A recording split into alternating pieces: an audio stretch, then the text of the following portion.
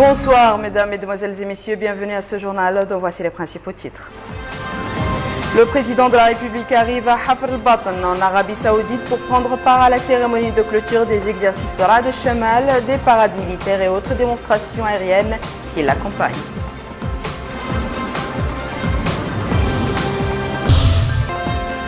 La ministre de l'Élevage supervise à Tenouej le lancement des mesures sanitaires applicables pour l'acheminement et la distribution des viandes rouges.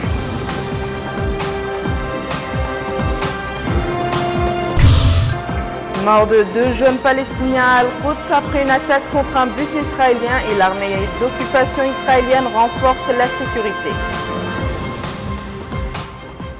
Merci mesdames et messieurs de vous joindre à nous. Nous ouvrons ce journal par ce dîner offert par le gardien des lieux saints, Sa Majesté le roi Salman bin Abdelaziz Al Saoud, en l'honneur des dirigeants des pays prenant part à la cérémonie de clôture des exercices de Ra'd al-Shamal, des parades militaires et autres démonstrations aériennes qui l'accompagnent, auxquelles le président de la République, M. Mohamed Abdelaziz, a assisté. Ce dîner a eu lieu dans la cité militaire du roi Khaled à Hafr al-Batan en Arabie Saoudite. Le président de la République, M. Mohamed Abdelaziz, était arrivé aujourd'hui à l'aéroport de la base aérienne du roi Saoud dans la zone nord d'Arabie Saoudite pour assister à la cérémonie de clôture des exercices de Ra'd al-Shamal, des parades militaires et autres démonstrations aériennes qui l'accompagnent prévues les 10 et 11 mars courants. Le chef de l'État a été accueilli à son arrivée à l'aéroport de la base militaire par son Altesse royale Mohammed ibn Salman ibn Abdelaziz, héritier du prince héritier, ministre de la Défense saoudienne, entouré de certains commandements militaires saoudiens et de l'ambassadeur de Mauritanie à Riyad, son Excellence M. Mohamed Mahmoud El Mohamed Lamine. Après le cérémonial d'accueil, le cortège présidentiel a pris la direction de la ville militaire du roi Khaled dans la région de Hafr al-Batan. Auparavant, le chef de l'État a eu, lors d'une escale technique à Niamey au Niger, des entretiens avec Issoufou Mohamedou, président de la République du Niger. Les entretiens ont porté sur le renforcement de la coopération bilatérale existant entre les deux pays et sur l'action commune dans le cadre du groupe dit du G5 Sahel pour la promotion de la sécurité et du développement de la région.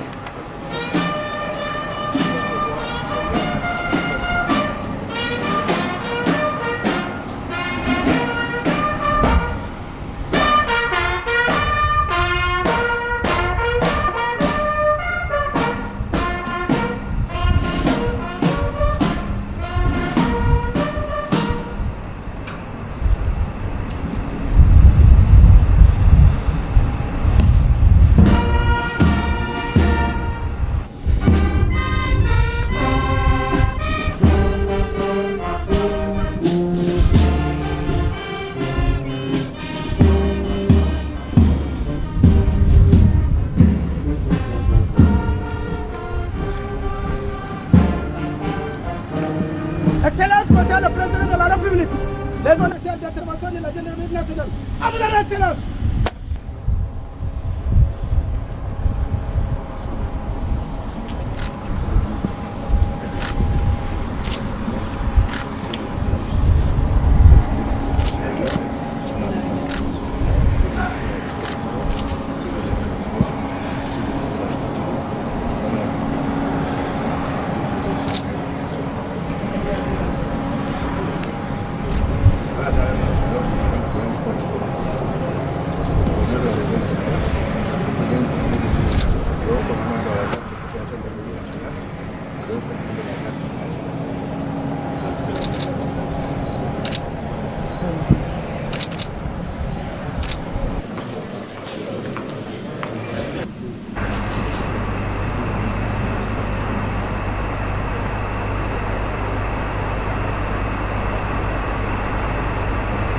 Il faut rappeler que le président de la République, M. Mohamed Abdelaziz, avait quitté Nouakchott ce matin. Il a été salué à son départ de l'aéroport international de Nouakchott par le Premier ministre, M. Yahya Al-Haddamine, plusieurs membres du gouvernement, le chef d'état-major particulier du président de la République, le directeur adjoint du cabinet du chef de l'État, le wali de Nouakchott-Ouest et la présidente de la communauté urbaine de la capitale. M. Mohamed Abdelaziz est accompagné au cours de ce voyage par une délégation comprenant notamment M. Ahmed El-Bahia, directeur du cabinet du président de la République, M. Mohamed Mahmoud Mohamed Lemine, ambassadeur de Mauritanie à Riyad, M. Ahmed El-Leba, conseiller à la présidence de la République, M. Abdallah El-Ahmed Damou, chargé de mission à la présidence de la République, M. Mohamed Ishaq Saad El-Sid El-Emin, conseiller à la présidence de la République, M. Sidney Sokhna, chargé de mission à la présidence de la République, et M. El-Hassan El-Ahmed, directeur général du protocole d'État. L'actualité parlementaire est marquée dans ce journal par la conférence des présidents de l'Assemblée nationale qui s'est tenue aujourd'hui sous la présidence de M. Mohamed El-Boili, le président de l'Assemblée nationale. Au cours de cette réunion, la conférence a pris connaissance des 3 projets de loi suivants. Projet de loi numéro 077-15, modifiant certaines dispositions de la loi numéro 52-2015, portant code des investissements. Projet de loi 079-16, relatif à la lutte contre la corruption.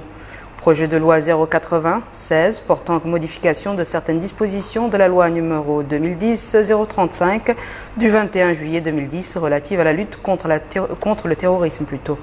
Les 3 projets de loi ont été renvoyés aux commissions spécialisées pour études approfondies. Les dates pour les séances plénières de discussion de ces projets ont été fixées au cours de la réunion. Nous restons à l'Assemblée nationale qui a abrité aujourd'hui une rencontre au cours de laquelle a été annoncée la création d'un groupe parlementaire de lutte contre le tabac. Plus de précisions avec Abdelrahman Hamad.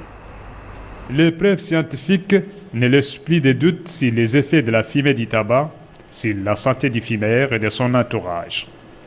Conscient de cette réalité, un groupe de parlementaires s'est engagé dans la lutte contre le tabagisme et la sensibilisation sur les méfaits du tabac.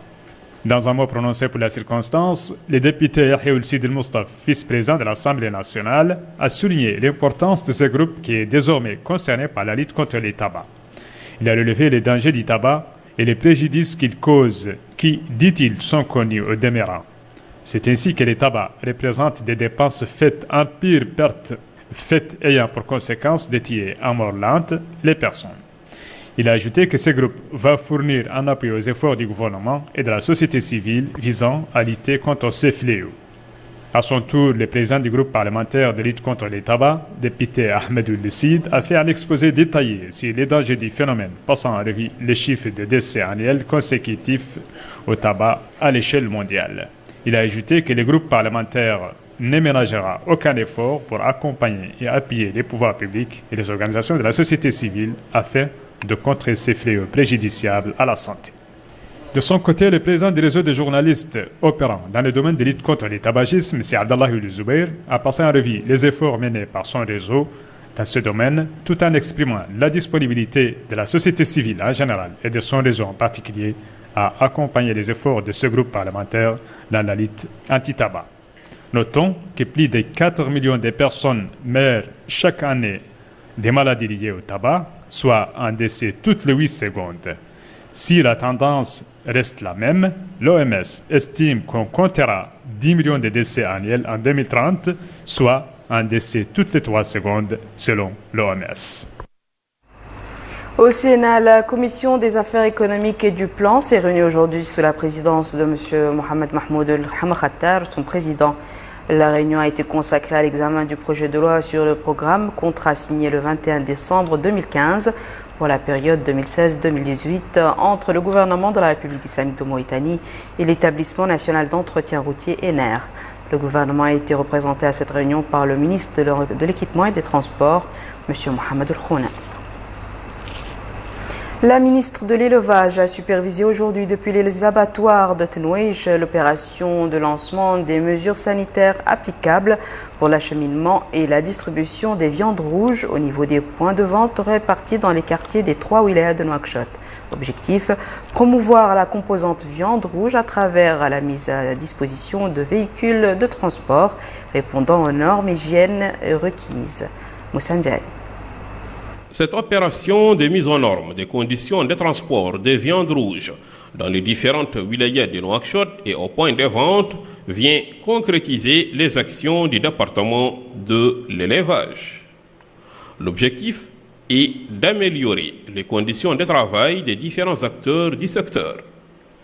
S'exprimant à cette occasion, Mme Vatmaval Mintesoino, ministre de l'Élevage, a déclaré face à la presse que cette opération s'inscrit dans le cadre de l'organisation de la filière des viandes rouges, notamment tout ce qui est en relation avec le transport.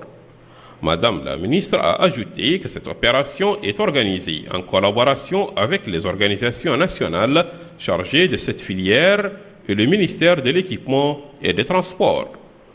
C'est à l'abattoir de Tinouiche de Nouakchott que le lancement de cette opération a été donné sous la supervision de Madame la ministre de l'Élevage, en présence du ministre de l'Équipement et des Transports et plusieurs cadres du secteur de l'élevage. Cette opération est une première avec 40 véhicules qui ont été disponibilisés par l'État avec des prix subventionnés destinés aux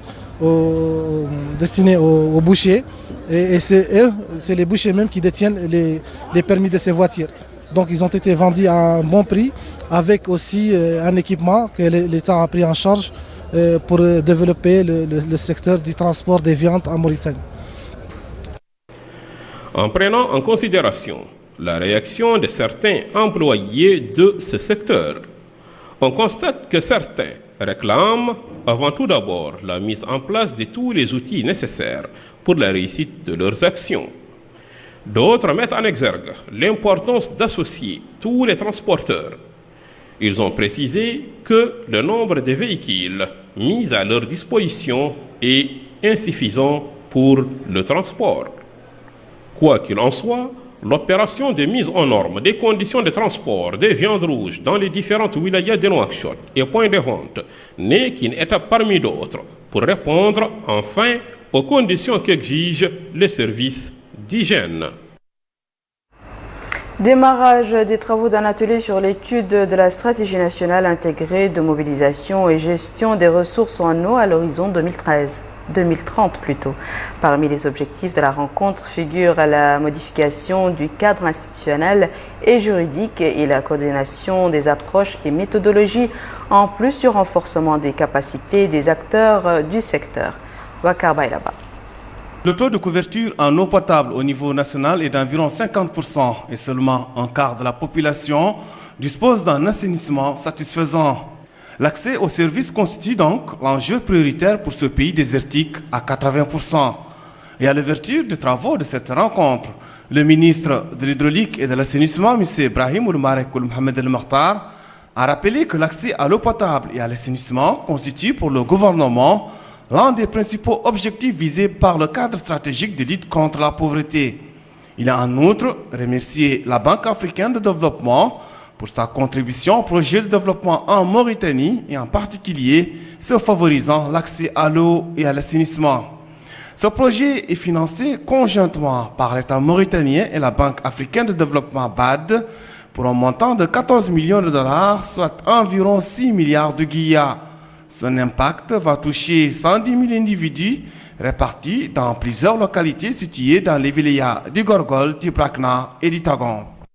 Dabad se réjouit des progrès enregistrés à ce jour dans la mise en œuvre de ce projet. C'est donc avec plaisir que la BAD accueille aujourd'hui les résultats du travail portant sur le choix des orientations stratégiques du secteur de l'eau et de l'assainissement. Ces résultats contribueront, sans nul doute, à améliorer la gouvernance du secteur de l'eau et de l'assainissement.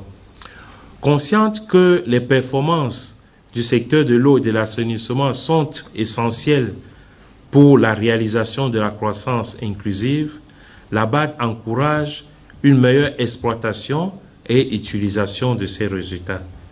Les populations rurales, notamment les femmes qui sont très actives dans le maraîchage, ainsi que les jeunes, en seront les principaux bénéficiaires. Direction la wilaya du Brakna, plus précisément l'arrondissement de Mal, où la ministre des Affaires sociales, de l'enfance et de la famille a supervisé hier le lancement des activités commémorant le 8 mars sous le thème « La participation de la femme rurale, gage du développement durable à l'horizon 2030 ». Ensemble pour l'intégration du genre en vue d'un avenir meilleur. Amina Abdelaziz. Ambiance festive ici, dans la commune de Mal, au Brakna, occasion de la célébration de la fête internationale de la femme qui met au cœur cette année les préoccupations de la femme rurale. Le choix de la commune de Mal dans la wilaya du Brakna au centre du triangle de l'espoir pour célébrer cette manifestation traduit l'importance qu'accordent les pouvoirs publics à la promotion de la femme rurale. La joie est partagée surtout entre les femmes rurales représentant leur localité ou coopérative à cet événement national.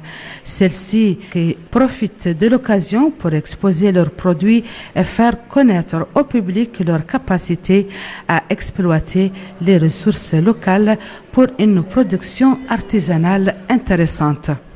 Dans le domaine des leadership politiques, la femme rurale mauritanienne a réalisé des acquis remarquables. Elle est présente au gouvernement tout comme au Parlement. Elle est engagée à défendre le droit des citoyens en général et de la femme en particulier. Dans ce cadre, un réseau de femmes parlementaires a vu le jour avec pour objectif, selon sa présidente, la défense des droits de la femme mauritanienne et la sensibilisation de celle-ci autour de ses droits et obligations. La célébration de la Journée internationale de la femme a été marquée par l'envoi des caravanes médicales à plusieurs régions du triangle de l'espoir, la distribution des produits alimentaires, le lancement des projets générateurs de revenus ou encore la mise en place des expositions des produits féminins.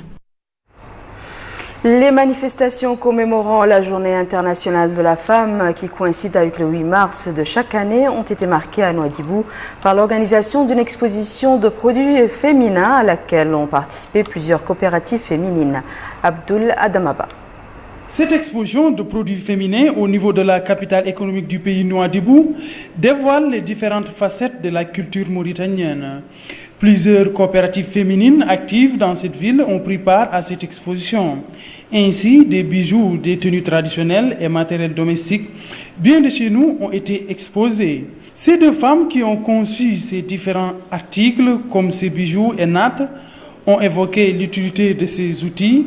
Elles ont en outre affirmé que cette exposition est une opportunité de présenter des produits conçus par la femme mauritanienne. Autre facette de cette exposition, ce sont ces produits à base de consommation, dont ce gâteau qui a été fabriqué par cette dame. Elle a, dans ce cadre, demandé l'appui de l'État afin de fructifier et développer cette activité. Cette dame qui a fabriqué ce produit dit qu'il a été conçu à base de gomme arabique avec du colorant combiné à des produits chimiques. Ces poissons ainsi que ces différents produits dérivés ont été exposés par les femmes imragan, dont ce membre est revenu sur ces poissons exposés ainsi que ces dérivés. Il demande de l'aide dans le cadre de la commercialisation de ces poissons. Il faut noter que cette exposition qui a débuté hier rentre dans le cadre de la commémoration de la fête internationale de la femme. Nous restons au même chapitre, celui de la célébration de la femme, de la fête internationale de la femme. La commission des femmes du Parti du Rassemblement pour la Mauritanie TEMAM a organisé hier soir une cérémonie pour commémorer cette journée. C'était sous le thème « Préserver la femme des dangers et un pas vers le fondement d'une société dynamique ». La présidente de la commission au sein de ce parti a passé en revue la politique de cette formation qui soutient et encourage la femme. Le secrétaire général du parti, Tamam Ahmedoul Beddou, a, au nom du président Youssouf El-Harmoul Babana, rappelé la disponibilité de sa formation politique à soutenir toutes les femmes, particulièrement celles du parti Tamam.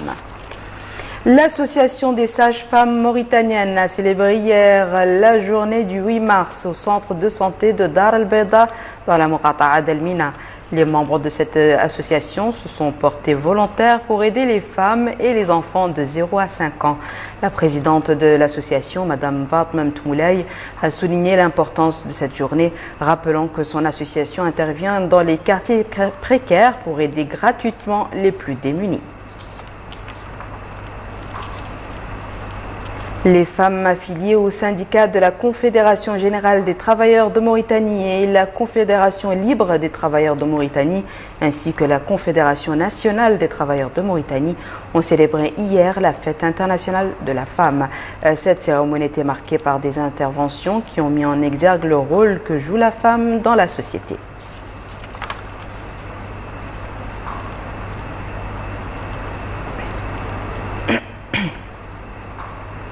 Riyad sera bientôt doté d'une caserne relevant des services de la protection civile du pays.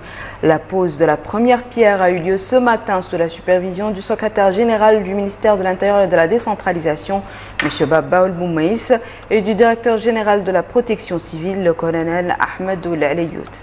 Le futur bâtiment se compose de différents blocs pour abriter tous les services de la garnison, locaux pour l'administration, stationnement de véhicules anti-incendie, des compartiments destinés au stockage des produits d'extinction de feu. La pose de la première pierre s'inscrit dans le cadre d'un partenariat entre la Mauritanie et la principauté de Monaco. C'est ce qu'a indiqué le colonel Ahmedoul Alayout, directeur de la protection civile, qui a par ailleurs loué la coopération entre les deux parties et souligné l'intérêt qu'accorde le président de la République à la sécurité et au bien-être des populations. Ce partenariat, faut-il le rappeler, avait été lancé en 1996 et a déjà permis la réalisation d'infrastructures identiques à l'image des casernes de Toujounine et de Tavlarzen. Cette dynamique se poursuivra, a promis le consul honoraire de la principauté de Monaco en Mauritanie, M. Kamara Ligaladio. Notons que la caserne des services de la protection civile à Riyad sera opérationnelle fin juillet 2016. Et nous clôturons ce journal par l'actualité internationale en bref et en images avec toujours Emina Abdelaziz. 2 jeunes Palestiniens en voiture ont été abattus par des soldats israéliens, ce qui a conduit à la mort de l'un d'entre eux sur place, tandis que l'autre a été grièvement blessé. À son tour, la police israélienne a souligné dans une brève déclaration avoir trouvé dans la voiture de ces 2 jeunes hommes des armes de fabrication locale, notant que cette voiture serait peut-être celle qui a attaqué les bus des colons ce matin dans le quartier de la colonie d'Aramot. Le ministère palestinien de la Santé a affirmé dans une déclaration qu'il a été informé par l'administration des liaisons à propos de la mort d'un jeune Palestinien et un autre blessé, Al-Quds occupé. 10 terroristes et un soldat ont été tués lors d'opérations sécuritaires dans la ville tunisienne de Ben Guerdane, près de la Libye, où des milliers de personnes ont enterré les victimes de ce lundi. Depuis les assauts lancés ce jour-là contre une caserne militaire, un poste de police et un poste de la garde nationale à Ben Guerdane, sud-est de la Tunisie, 46 terroristes au total ont été tués, de même que 13 membres des forces de l'ordre et 7 civils selon des sources officielles. Ces attaques n'ont pas été revendiquées, mais les autorités tunisiennes les ont imputées au groupe extrémiste État islamique accusé de chercher à créer un émirat à Ben Guerdane, à proximité immédiate de la Libye, pays plongé dans le chaos. Au moins 3 policiers ont été tués ce mercredi à Mogadiscio dans l'explosion d'une voiture piégée. Selon les sources policières, 3 officiers de police sont morts et le conducteur présumé de la voiture qui a explosé est en garde à vue. Selon les habitants du quartier Abdi Aziz, au nord de Mogadiscio, le salon d'été devant lequel s'est produite l'explosion est habituellement fréquenté par des policiers. Par ailleurs, selon toujours des sources policières, un mototaxi rempli d'explosifs a été intercepté par les forces de l'ordre dans la nuit avec 3 hommes à bord. Voici à présent, mesdames et messieurs, le rappel des titres. Le président de la République arrive à Hafr al-Batan en Arabie Saoudite pour prendre part à la cérémonie de clôture des exercices de Rad al-Shamal des parades militaires et autres démonstrations aériennes qui l'accompagnent.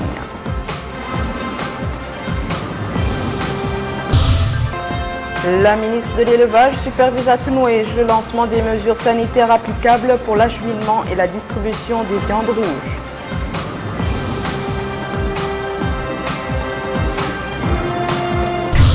Mort de 2 jeunes Palestiniens à Al-Quds après une attaque contre un bus israélien et l'armée d'occupation israélienne renforce la sécurité.